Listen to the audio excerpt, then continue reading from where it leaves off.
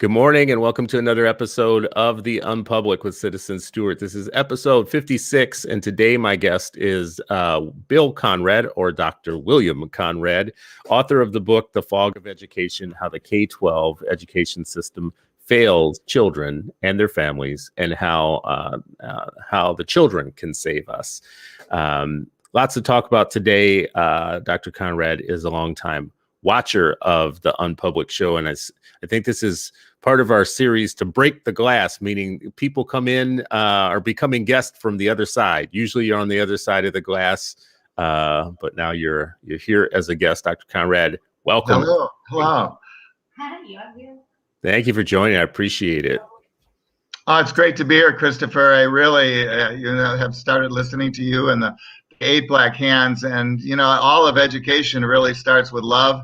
And you can always feel the love with you and all of your team. And I just feel an honor to be able to be a part of it and to contribute. So really appreciate your being able to have me on the show today. Well, I love it anytime we can get experts on. Anytime we can get people on, because there's a lot of commentary in education, there's lots of opinion in education. But anytime we can speak with folks that have insights or backgrounds directly applicable to what we fight in education all the time. When I say fight, those of us who consider ourselves activists and advocates, we encounter a lot of mythology. We encounter a lot of crosstalk and a lot of back and forth on issues like testing, accountability, assessments, pedagogy, curriculum. And it just seems like there's so much that is undecided and undetermined in education, meaning from district to district, things might be a little different. It's not like everybody is singing from the same hymnal. Doesn't seem like the science is working the same for everybody. So let's start with your book, with The Fog of Education. That reminded me of The Fog of War. I don't know if what you were shooting for. I think you actually improved the title of the book when you started to call it The Smog of Education, because it's not kind of neutral. I mean, a lot of what happens in education in the fog is deleterious to the students and families. So I know that you've been using the term smog, and now I could kick myself for not having named the book. With the reprint, maybe with the reprint. Yeah. And I always give you credit for that change. Yeah. So what's the thesis of the book? What's the thesis of it? Well, basically, it's the why of the book is around the idea that we've had. I've been an educator for 45 years and worked in a variety of roles. And I always thought that when I encountered crazy things happening within the system, people not doing what they should be doing, that it was really, a special case, that this couldn't be systemic. I mean, board members running up and down the hallway screaming, that they're not getting their way because the superintendent didn't bring in enough people to the meeting. I thought, that craziness must be a special case. But the more I participated across the board as a teacher, as an administrator, as a consultant, I kept seeing the same patterns of pathology across the system. And so I decided that it's important that in children and families especially, have a clearer picture of what the maladies of K-12 education really are, those systemic kinds of things that impede opportunities for kids to learn well within the system. So that was a real why. The whole communication idea is important. And we talked prior about that there's a lot of things in education that are not well defined, and people get confused about it, and it creates a lot of friction and problems within the system.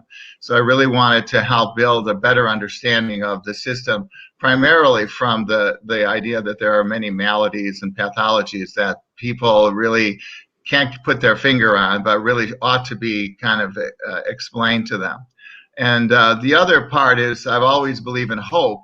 So I also wanted to create a manifesto primarily for students to take action. And I came to the epiphany that the kids really have a lot of agency already in their ability to recognize the maladies and to begin to institute change. And I could see that in the Black Organizing Project in Oakland, where the kids got together and worked for over 6 years to remove police from their schools. And so this is a kind of a great epiphany that I had about the power and agencies of students to enact change within the system. So those are the real 2 points, really a communication point around the pathologies, and the second was to engender hope in the students in being able to move forward on some of these problems, especially the racism. So, and I provided at the end of the book a lot of tools that kids could use in order to help improve their agency in working with the administration and teachers within the school.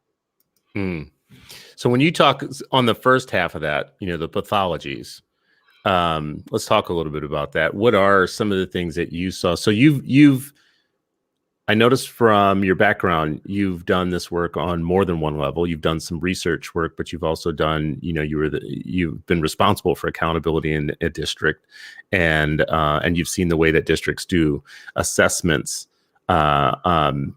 But assessments seem pretty cut and dry forward. How you apply them, it's what you do with the information afterwards, is what I'm always told. Like, people don't have a problem with assessments as much as they have a problem with what you do with the information once you get it. Where do you see where there might be some issues or some problems in the way that a district would do assessments and how they would use the information? Well, I think the assessment comes from the word assessare in Latin, which really means to sit beside. And I think assessment is the idea. There are 2 fundamental components to assessment. Well, the first component, of course, something that's everybody's familiar with, is the collection of data around student performance around a topic, let's say an instructional topic. And as you noted, the second part, of course, is the diagnosis part, and what are we going to do about it? So, there's really two important elements to assessment: the data collection component, as well, and then the diagnosis, and what are we going to do? So that's what I would say is really kind of a definition for assessment. And assessments really reside on what I call a continuum, the assessment continuum. And they go from the most formative assessments on the left, let's say, to the most summative assessments on the right. And I think that educators really have some issues with differentiating the difference between what formative assessments are doing in the system and what summative assessments are doing in the system. And so I worked really hard to try and educate educators around that way, as in my role as assessment director, coordinator, and so on. And so Black and William talk a lot about this in their book called Inside the Black Box. And they talk about how, the importance of just-in-time or just-in-the-moment assessments that teachers always use to gauge where their kids are at relative to a topic. So they have lots of tools that they can use to, hands up, fingers up, exit tickets, those kinds of things that give them that immediate feedback around where and not just a few kids, because oftentimes assessments are done to pick out the kids that know the most, and the teacher feels good that that particular kid got the answer. But the real focus of formative assessment is to find those kids that are really being challenged with the content and being able then to diagnose what the issues are and begin to act primarily in the moment to help those children. So fix it early. More kind of less in the moment formative assessments, such as benchmark assessments. I was involved in helping school districts develop these benchmark assessments that are aligned to content standards and instructional targets that are part of a kind of a syllabus of what kids are expected to know and be able to do during the course of the school year. So the benchmark assessments really are formative assessments that are over a greater time period. You don't get instantaneous feedback from them, but you do get feedback around how kids are doing relative to important topics. And then you can use that information to kind of shore up your instruction or change how you're approaching kids in order to help them achieve those content standards. When we move into the area of summative assessments are more aligned with learning how the adults are doing in the system more than it is learning how the kids are doing. And so that's an important... It seems like that's where all the problem starts. It seems like, because I never hear anybody saying, you know, I hate me some formative assessment. I actually hear the only thing that I hear, honestly, pushback on and resistance is to summative assessment. Oh, I don't know if I lost you there, Bill. Well, folks, we had a little trouble earlier. It looks like you're back. Bill, we had a little trouble earlier. I just want to explain to folks that we had a little trouble with the internet earlier. So if it happens, we'll just stretch and we'll come back. But what I was just saying was it seems like the only pushback I ever hear when it comes to testing, assessment, standardized testing really is around the summative. Maybe it's because of what you just said, which is because it measures the adults.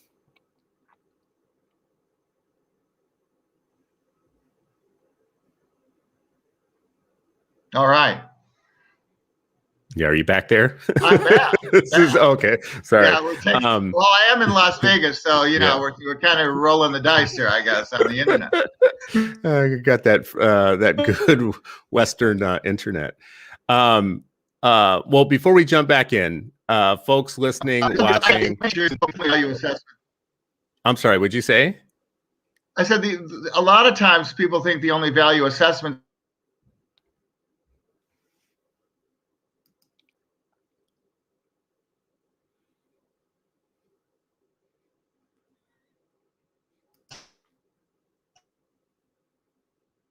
Yeah, I apologize to folks listening and watching. It looks like we are having some trouble with the internet. While we wait for that to clear up a little bit, I was going to say, please share the show, click, help us get the numbers up and get more people interested in the Unpublic, and also send us show ideas. Mama Toya says, tell Bill to turn off his screen. No worries. I don't know what that means, but if he turns off the screen, how is he going to see me? Well, there he goes. He dropped out, so I'm sure he'll log back in and he'll probably have a stronger connection. While he does that, let me remind everybody that his book is called The Fog of Education. It's on Kindle. I bought a Kindle copy of it, but you can also get it for free if you have Kindle Unlimited. You can't get it for free, but you can actually read it for free. So again, it's called The Fog of Education, How the K-12 Education System Fails Children and Their Families, and How Children Can Save Us. He was starting to talk a little bit about the two sides of the thesis of the book. The first side being that there's a lot of pathologies and deficiencies within the system. And then the second side was that that kids can actually have agency in correcting it and addressing the system to make it happen. Bill, are you back?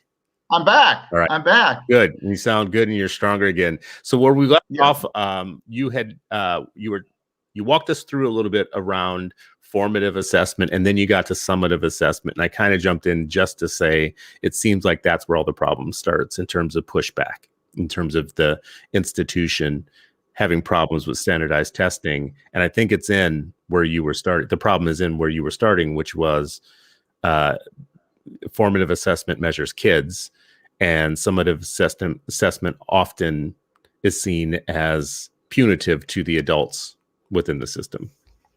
I think that's true. I think that people want to use the results from summative assessments in order to diagnose student needs at the kid level. And that's just not appropriate, because there's just not enough items on summative assessments to be able to use it in a diagnostic way with kids. In fact, we talked a little bit earlier about Jim Popham, who is an emeritus professor at UCLA, who was talking to an august group of psychometricians across the country at a luncheon, and he told them that they were going to go to hell because of the assessments that they had foisted upon the educational community with no explanations, no communication about how they should be used, how they shouldn't be used, and so on. So naturally, within the K-12 system, there's a lot of assessment illiteracy around how these assessments should be used and shouldn't be used. And so people are more than willing to throw them out because of this misinterpretation of their uses. So Jim told them that they could go to purgatory if they began to communicate effectively with the K-12 community, but they never did. So I think most of them now are residing in hell. So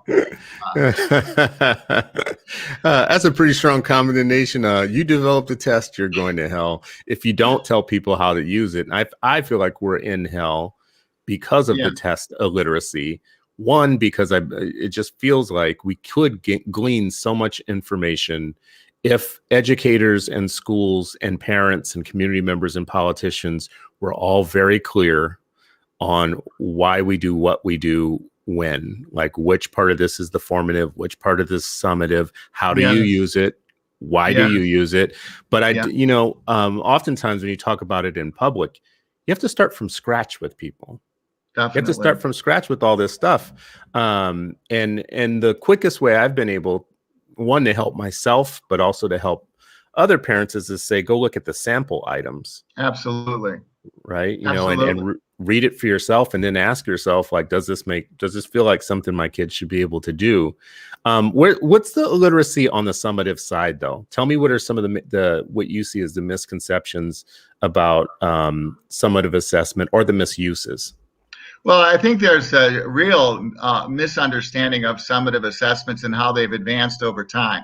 I think most people consider tests, there are a certain number of items on the test, and if you get a certain number right, you get an 80% or a 90%, and that's your score on the test. But that's not how it works. We now have a whole new theory of assessment that posits that it's not the number of items that you get correct, it's the type of items that you get correct. And so the assessment systems now are built, they're called computer-adaptive assessment systems, in the sense that scale scores are assigned to items based on their level of difficulty and complexity. And so we build a continuum around a topic like, let's say, ratio and proportion. And we begin with kids being able to understand fractions. If kids can understand fractions, so they create a whole bank of items around fractions, and they assign those items scale scores of 100. So if kids are really good at working with fractions, then they're given a scale score of 100. Then if the kids get those items correct, the system automatically adapts upward and provides kids with items around ratio. And so if kids can understand ratio, then you're given a scale score of 200. And once the system understands that the kids understand ratio, they begin offering items around proportion. Can kids think proportionally? And so there's a whole slew of items that are given there, and the kids that get that right are given a scale score of 400. Then the highest level, let's say, is a scale score of 500. Those items would be around the ability of kids to be able to apply ratio and proportion to solve real-world problems. If kids can do that well, and the system can detect that through its system of error measurement and so on, the kids are given a scale score of 500. So that's how the systems work now. And the kids can spend a short amount.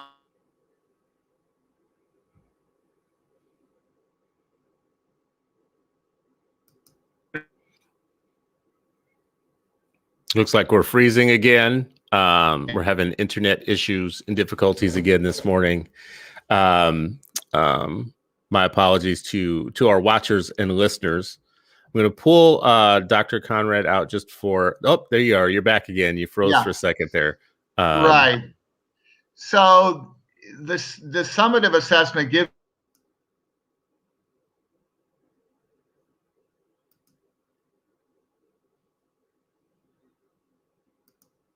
Oh, we're freezing. So to help stretch the show out a little bit, friends and fam in the comments, if you have questions, thoughts, ideas to add to the content here, please drop them into the comments, and we will talk about it a little bit. I see L. Michelle Johnson has a comment here. She's our last comment. The thing about formative assessment is you must respond to it. And I would ask you, Michelle Johnson, how's that different from summative assessment? Because, internally, people have to respond to formative assessment when you get the information, the data. Hopefully, teachers, collaborative teams, their instructional leader are sitting in the data together about what their students are doing and how they're progressing. Hopefully, that's part of the culture. But also, by the same token, when you get the summative assessments on the outside, I'm hoping that superintendents and state education leaders, even governors and parents and others, are thinking deeply about what the differences in outcomes is telling them from school to school and district to district with the summative data. Looks like you're back, Dr. Conrad. Wanted to jump to a question about the summative assessments, because really what I'm trying to get to is the mythologies, the things that we encounter a lot. So one of the things you often hear about standardized testing is that it's, number one, unreliable and invalid. I think both leaders of national teachers unions tweeted out nationally that these have always been invalid and unreliable, their exact words. And then the third, kind of thing that gets said oftentimes is that they are biased. So knowing what you know, what do you know about the constructions of the test? Number one, to address the bias, and to address whether or not they're valid as tests, as instruments. Hello. Yep. Are you there? I'm here. Yeah. Oh, I'm sorry. You probably missed a lot of my question there. Let me say the question again. So I was just going to ask you, what do you know about the constructions of the test that addresses the charges that they are invalid, unreliable, and biased?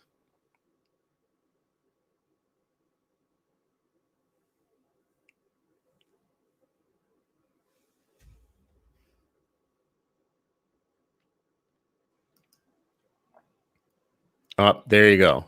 Yeah. So you're back again. So yeah. So as I mentioned, the assessments are built now in a way that they create pools of items, hundreds and hundreds of items around a specific complexity of a topic, let's say fractions, okay? And so the system, the computer system, pulls items from the fraction pool and then presents them to kids. And then, they're given a certain number from that pool. If they get them correct, a certain error of measure, they're moved on to the next level, which would be ratio, and then the next level, which would be proportion, and then the next level, which would be the application of ratio and proportion to real world problems. So, and then the state sets the criteria for proficiency based on not the number correct of items. It's based on what kinds of items the kids are getting correct. Are they able to solve problems with ratio and proportion? Might be the proficiency level. Mm-hmm. What about the bias? How are test constructors addressing the bias problem? Basically, they conduct what's called a post hoc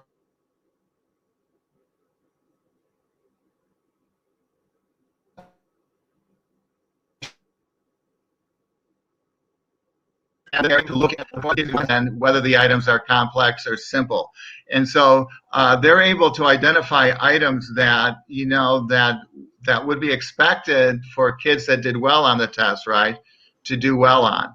And so if they see anomalies around that, they can detect bias by doing they know the ethnicity of the kids, and they know if the kids who are the kids that are doing well on the test, who are the kids not doing well. Now, if the kids doing well on the overall on the test, right, have a certain ethnicity, but they get certain items wrong, then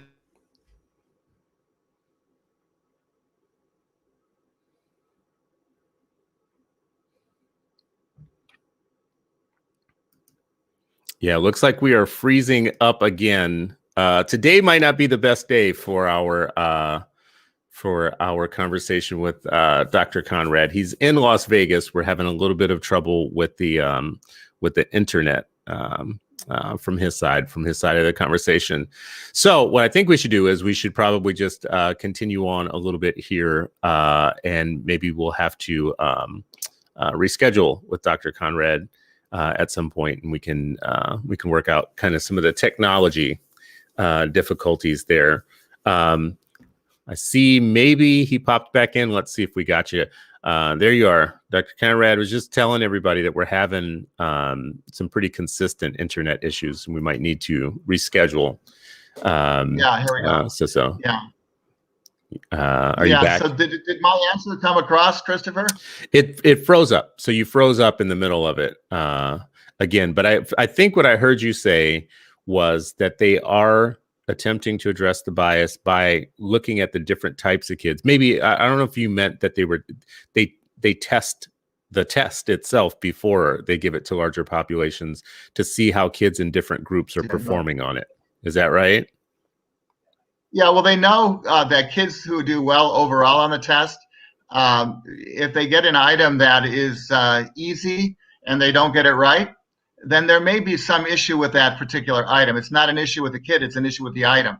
So they have empirical tools that they can use to determine whether an item is performing as it's expected to perform based on how the kids do. So kids that do very well on the test, if they're given an easy item and the kids get it wrong, whoa, there's something wrong, probably wrong with the item, and there may be bias in the item. The kids are getting it wrong.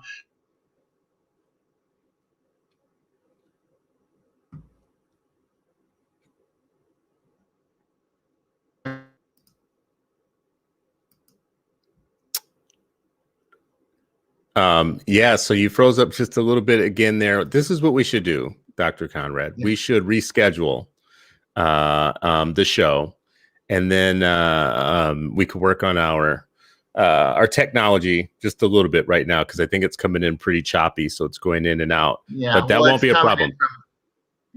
What's that? Yeah, what'd you say? Coming in from Las Vegas, you know what happens in Las Vegas stays in Las Vegas, and that's internet. Yeah, apparently the messages that come out of Las Vegas stay in Las Vegas. So this is what we'll do. We will reschedule with you to do another show. That sounds great. And I hope it's been helpful. So no, this has been helpful, definitely. And I just think for the viewers and for the watchers, it'll be best if we can have the full you without the Las Vegas internet. So let's do that. Does that work for you? That sounds good, Christopher. Really enjoy being with you and with your family. And I love being part of the family as well. So we love having you, and we'll have you back. All right. Thank you, Christopher. Thank you. Okay, bye. So anyways, man, you never know what type of issues you're going to have with doing a daily broadcast, but that's it for today. That's our issues that we're having for today. Let's talk just a little bit about this, though, with the standardized testing. The reason that I really wanted to talk to Dr. Conrad is that he does have a background in the technical part of the work. And when we talk about standardized testing, I agree with him. We are often talking with a high degree of illiteracy about standardized tests. And I love that he calls his book The Fog of Education, because you can prey upon the ignorance of the public. If the public doesn't understand what the instrument is, how it works, what you're using it for, what you're attempting to learn and gain and glean by using standardized tests, it's very easy then, if you have a political motive, to turn the public against standardized testing. It's an unsympathetic issue. Whoever liked testing? And I should take that back.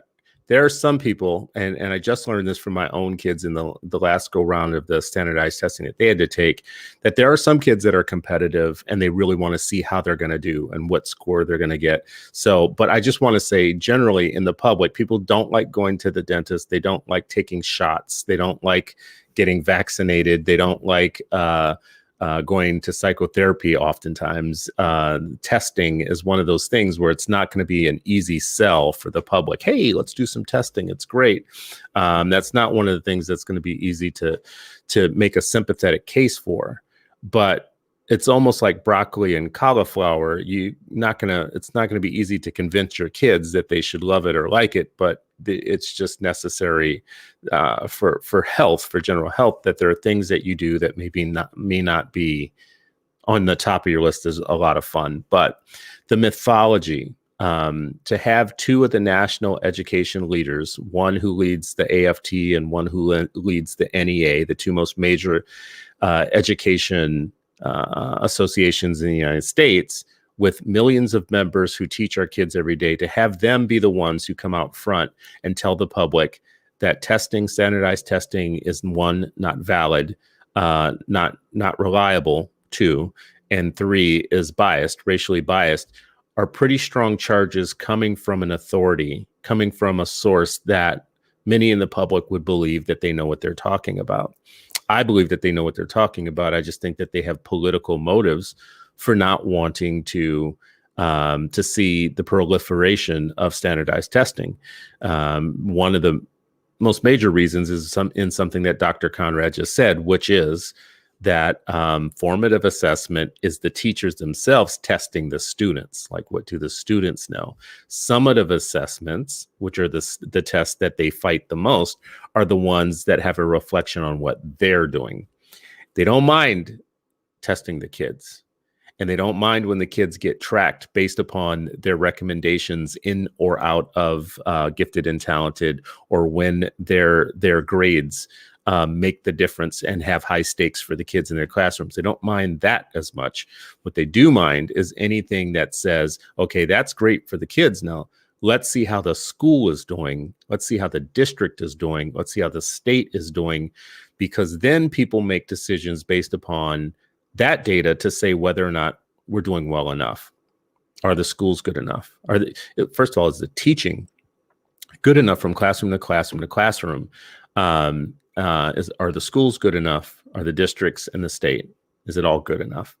And if you could get rid of any instrument that gives you that information, now you've put all the teachers, the classrooms, the schools, the districts in a safe zone, a zone where year after year after year, the data should be telling you that the kids aren't getting all that they need in terms of instruction, or maybe the curriculum isn't aligned, or maybe the standards are off. But you're not getting that information, which allows you just to proceed with business as usual. And in the United States and in education, business as usual is some kids are valued more than others. Some kids will achieve, and they will do well, and they'll go out into the world and be the managers, the supervisors, the leaders, the business owners, the policymakers. And then another group of kids are tracked into the lower tracks of life, not of classrooms or education, but become the workers and the people who will be managed and policed and governed, and not have all the information that they're supposed to get in their 12 years of education with the public schools to succeed well in life. But we won't know.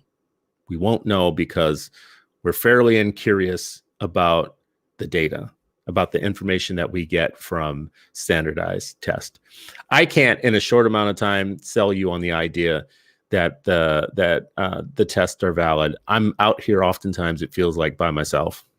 Just like, I wanted my kids to be tested this year. I opt in. Now, I didn't feel like I was by myself when I got there, when I dropped the kids off to be tested, and I watched that there were other parents there and that they all had opted in. And that to me was a sign. It was a signal. It said to me, like, oh no, we're not all out here with the loser strategy, talking about this loser mess around. Oh, we don't want our kids to have any stress.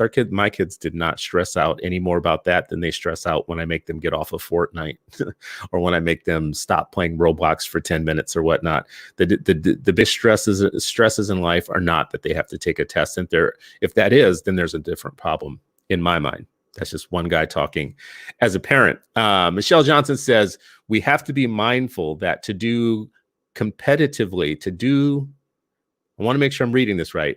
Mindful that to do competitively well on certain tests, you need to tackle more diverse non-diverse texts. I wonder what you mean by that. Certain summative tests are supported by a canon or strategies that aren't culturally responsive. Okay, I see what you're saying here.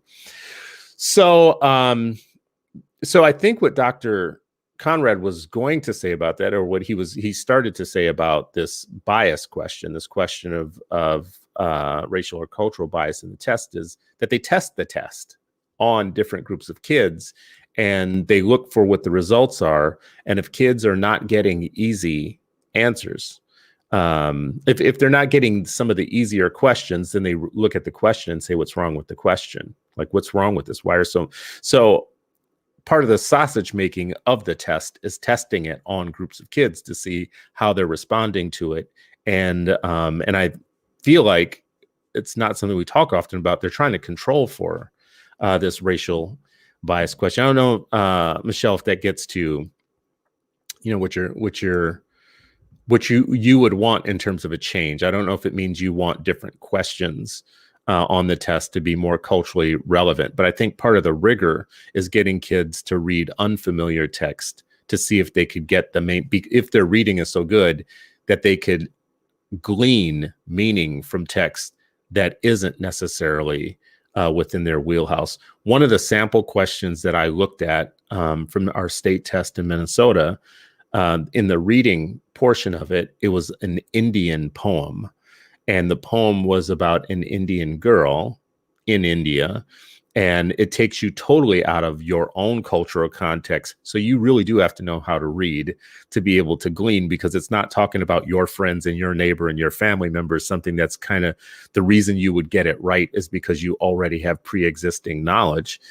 You really do have to read the passage closely, because it's transporting you into someone else's life and culture and world. And the only way you're going to be able to get the meaning is because you can read, because you know how to read. Dr. Conrad is in the comments again. Thank you for having me, and I enjoyed it a lot. And I enjoyed you. We will definitely have you back. It's really interesting having this kind of like break the glass thing, having people that you see in the comments who come to the show every day and leave really great comments, and then getting them on this side where they're actually the guest. And we'll do more of that. Again, I think we've had, just about everybody who's on today in before. Mama Toya, Elaine Wells, Abby, I don't think we ever had you in. You're coming in from the Philippines. Zoya, we have not had you on. Well, there's some folks here we haven't had, quite a few actually. And Dr. Ankrum, okay, the soon to be Dr. Ankrum, who's on his way to being Dr. Ankrum. Boy, he's going to be a mess when he becomes Dr. Ankrum. It's going to be really hard to work with my good brother there. We've had Michelle on too, Mama Toya. I see you saying we haven't had El Michelle on. She just usually trolls me in the comments, but she's been on. I thought. I could be wrong about that. I could be totally wrong. Well, anyways, listen, I appreciate having this conversation every day. There's nothing more important to me than us gaining clarity around what we do for our kids in education. It should be the simplest of simple things to do, to provide every kid in the United States with a world-class education. As we are, you've heard me say this, as we are spending trillions and trillions of dollars on military items like fighter jets and tanks and things that the military itself doesn't even want or need. But we have to pay defense contractors. It seems to me that if we have money to do that, if we have money for war, that we should have money for education, and money specifically to get every kid reading in the United States. Is there any reason why every kid in the United States, at this advanced state of who we are, should not be reading? I don't care where they exist in the United States. Our poorest of poor people in the United States are not among the poorest and the poor of the world. Our standard of living in this country is disgustingly luxurious in ways that I don't think we often stop and pay attention to. When you think about the number of people on the planet who exist on $2 a day, or even more, like, $8 a day or $9 a day, and then you look at the United States, where people have $1,500 cell phones and are eating out 6 times a week and have subscriptions to 18 streaming services. Well, some of y'all have subscriptions. Some of y'all don't. I know how this works, but you get my point. My point is there really should be no way that a country that produces vaccines quickly and gets rovers to Mars, that send pictures back from Mars, that create fighter jets that can carpet bomb entire nations more efficiently than they've ever done in the history of warfare, that we shouldn't be able to have reading kids that read, young people who are able to unlock all of the secrets of the world, all of the benefits of an information society, to be able to have that golden ticket, that access to self-realization, self-actualization, the ability to earn and to do well in a free society. We have no excuse. There's no excuse. We should be able to make sure that every single kid gets an education, and we should have the science to do it. And I feel like we're anti-intellectual and anti-science. There's a science of reading, but we're not using it. There's a science of assessment, what we're talking about today, but we're discounting it. There's a science to the policies that you make once you get the information and you get the data, and we're not using it. And I don't know why, except for politics, middle class, public employee politics. And that is ruining everything in my mind. We can't even have an honest conversation about the data. The data tells us very specific things. Research tells us very specific things that you can blame the kids all you want. You can blame their parents. You can blame their condition, their poverty. You can blame where they live. You can do that all you want. And at the end of the day, the question still will come back. Okay, that's all important, but is the system constructed the way that it should be? Are you knocking it out of the park with all the stuff you're supposed to be doing before you get to blaming families and kids? Is your pedagogy good? Is your curriculum aligned? Do you have the right standards? Does everybody know what the standards are? Do you have a shared understanding of the goals within education that you're trying to get to? Is every teacher equally capable of the pacing and getting through all of the content in the same year? Or do you have a school where teacher A is able to get through all of the content and her kids are progressing along, and teacher B is still on the first unit, well into Thanksgiving or into December? I bet if we started asking those type of questions, what we would figure out is something that's just like should be obvious to all of us, right? Which is, no, the system's not getting it all right. As a matter of fact, it couldn't be more broken in most parts of the assembly line of education. How do we prepare teachers? Don't know. We have a ton of colleges doing different things. Some are doing well, some are not. Okay, well, how are we from state to state? How are we inducting teachers and getting them in the classroom? And is it too soon that we're doing it? And is it with enough support? Don't know. In some places it's working out pretty good. Some places not so much. Oh, and by the way, those places where we say, oh, it's not working out so much. Guess what? It's with the kids that need the most help. How ridiculous and backwards is that, right? Once we unleash these underprepared, under-supported, under-mentored teachers into classrooms with kids that need the most and need the best, how are we monitoring? What do we do over time? Do we just let generations and generations of kids go through that same type of scenario over and over again? Yes, that's exactly what we do.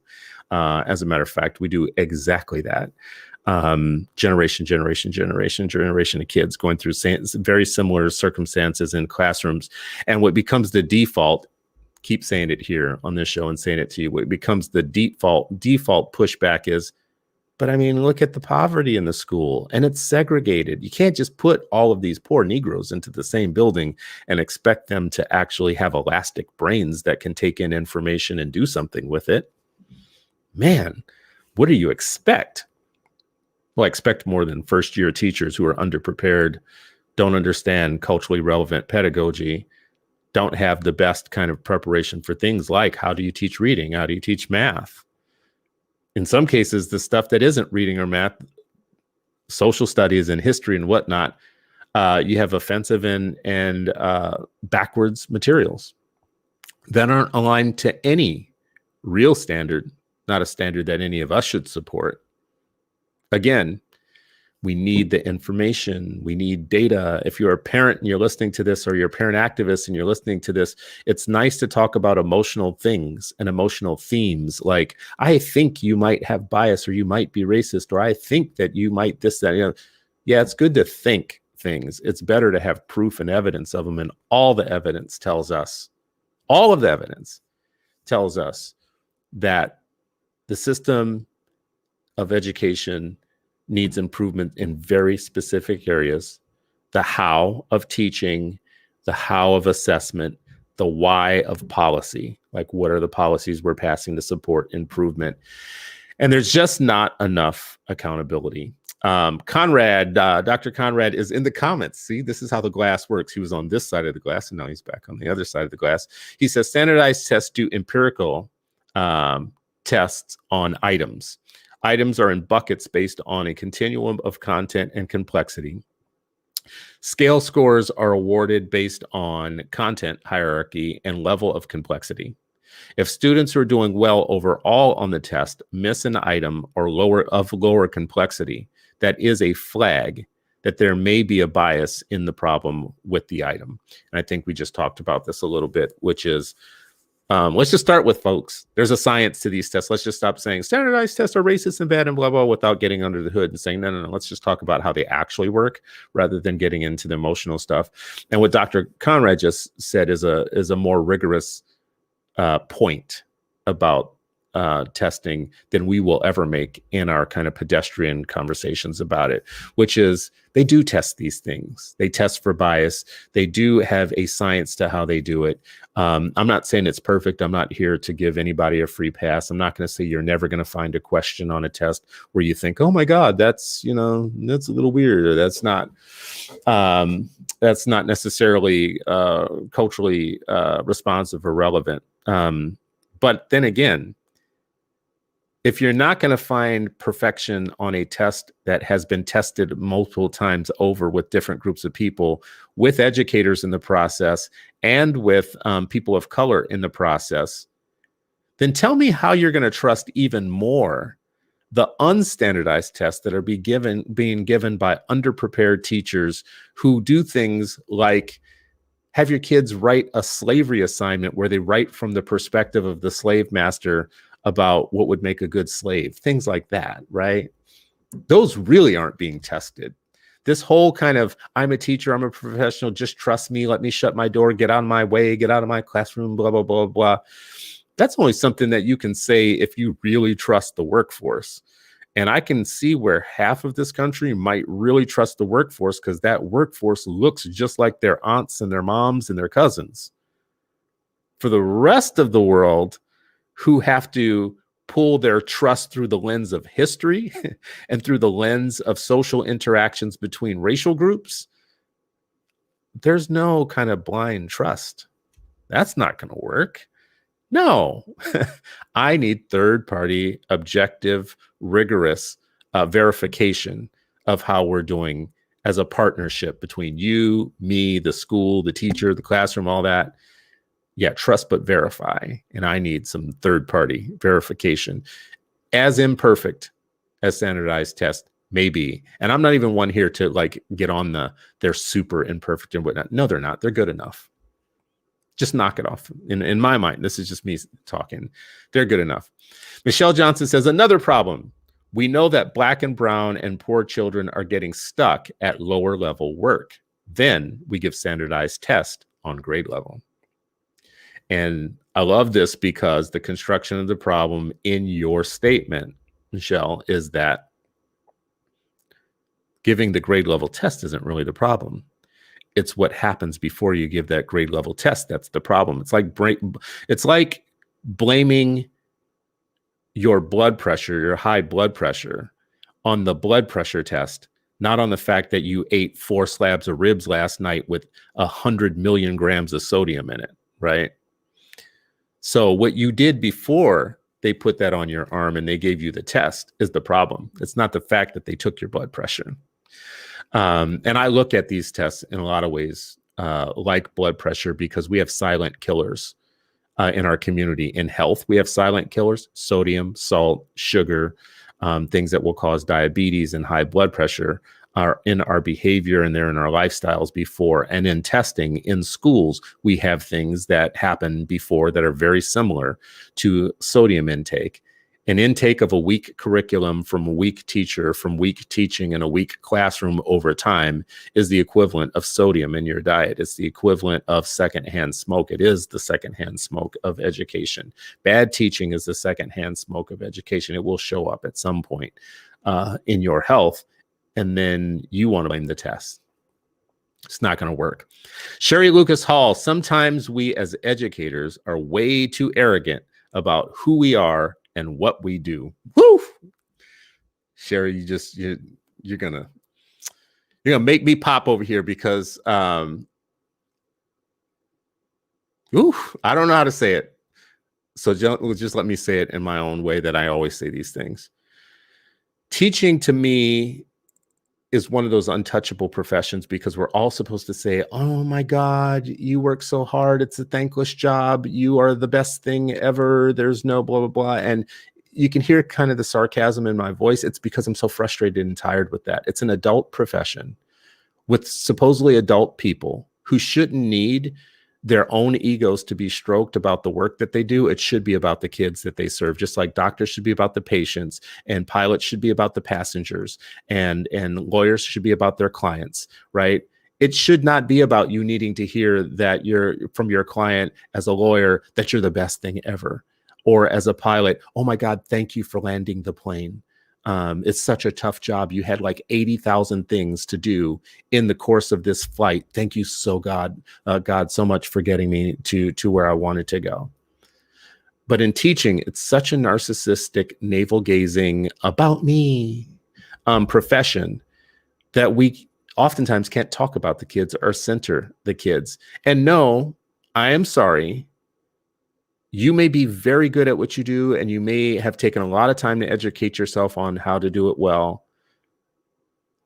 You're still not a psychometrician. So you don't get to tell me, Chris, you don't know what you're talking about. You don't know about education. You don't know what I know, blah, blah. What I do know is you're not a psychometrician. So you're not in scope or in lane when you talk about tests in a way that's completely ignorant, and you mislead the public about what those tests are and what they're supposed to do. Sherry Lucas Hall also says, don't care about stepping on toes, because I know that we have more work to do as educators and administrators. I appreciate that, Sherry, because I should talk in a way where I'm not saying all educators are this way. I'm really talking from how I experience educators as a class, but not all individual. I can name right now on the spot many educators that I know that don't have this narcissism problem, who really spend all of their time and energy just thinking about what they're going to do for kids, and who themselves feel very blessed and privileged, like living a very simple middle-class life, whatnot. They don't feel oppressed or whatnot. What they really feel is they have kids that are going to be oppressed if they don't get those kids the academic help that they need right now. So I appreciate that. Dr. Conrad says, I taught the kids. They just didn't learn. And that's something that we've heard. That's an educator t-shirt. That's an educator saying, I was a great teacher before the kids changed, or I taught the content, I taught the lessons, they just didn't get it, or I get paid whether you learn or not. Something we've talked on the Eat Black Hands a lot. Stephen Yearout says, truth, we know better, time to do better, time to lead, follow, and move out of the way. It's exactly how I feel. It's like, if you got it in your heart that impact is the thing that matters most, what you wake up every day caring about is not about your own ego or satisfying like some need to have professional recognition from other professions. Because this is what I also hear a lot is like, we're not treated the same way that doctors are treated, or lawyers or whatever. Well, first of all, you're not a doctor. You didn't do 12 years of grueling and crazy work to become a professional. Matter of fact, some of you went to kind of low scale colleges that have proliferating programs, education programs that have become chop shops and are turning out really weird product year over year over year that nobody's paying attention to. We don't do medical that way. We don't do doctors that way. And it's because we know that they have lives in their hand and in their care. Let's see what anybody else here is saying. Yeah, I think I caught up on most of the comments there. At the end of the show, I'll just say this. I'm speaking from a parent perspective, from someone who has been in direct contact with schools for a long period of time. Right now, I have kids that are still in school. I'm very frustrated with the way that it's going down. I'm becoming less and less of a believer in just the normalcy or the normalcy, I should say, of school. Like, we should just do it and we shouldn't question it. And we should just put them in their assigned school and kind of roll with the punches and see what happens. I'm less and less and less enamored with that. And this last year has made me even more critical about what the system can do for us if we're not getting involved in the process and questioning everything, questioning the content, questioning the structure of the day, the delivery of the education, the use of time, the leadership, the teaching, the way that classrooms run and work and operate, the social settings, the social relationships. Man, it's a full-time job just thinking about all of that. I'm putting my youngest, my baby girl, into a school, and I only have one baby girl. And there is nothing a father loves more than a daughter. This entire world of all things. I have a right to critique and to criticize, and I have a right to data and to information and to every question that I have to be answered or whatnot, because there is nothing more precious than what I am putting into your hands every day. I don't have anything that's worth anything that is worth more than the future of my kids, their intellectual development, them becoming all that they're supposed to become and all that they're supposed to be. God gave me these kids on loan, and it's a beautiful thing. And I really just don't love anything more. So if I sound harsh about the system that I put them in, and I sound crass and flippant and like I'm not following the good citizen line, which is to say that, our schools just need all of our support. No. I'm not here for system-centric language. I'm not here for your feelings. I'm not here for your attitude or for your critique that I'm only doing it for some other nefarious purpose. It should be enough. The purpose of me doing what I do and saying what I say, it should be enough for you to know that I'm doing it because there is nothing I love more than these young people that I'm putting into your care for a period of time, and it is not working out the way that it should work out and hasn't been. So consider me the loyal opposition. Right? I believe in education for all. I believe every kid should have access to a great school if that's what their parents want and that's what they need. But I don't believe that we should be uncritical and without information. All right, I'm going to wrap up now. I am sorry that we had technical difficulties today. I appreciate you for sticking to the end of this show and this rant. You've heard me talk about testing before and assessments before. I wanted to bring in one of the big guns, Dr. Conrad, because I thought it just would bring more information than my kind of waxing poetic about these things. It's nice to have people that have studied and understand it from a research basis, from a technical basis, and that's what we attempted to do. We will do it again. We'll have Dr. Conrad back on again, and we will cover this topic. In the meantime, please like the show, share it with others, send me any show ideas that you think would be great. Recommend any guests that you think would be great. I really appreciate the help and the support. And also, as always, do all you can for kids every day. Realize that every child is born with unsurpassable worth given to them by a mighty, mighty God. And it's like our job to wake up every single day and to fulfill their promise by being good guardians, good caretakers, great supporters of children. Right now, we don't have justice for children in the United States. I can't think of a country that could do more for kids, but doesn't for some weird reason. And we should just fight for justice for kids until we have it. Thank you all. Appreciate you. Have a blessed day, and may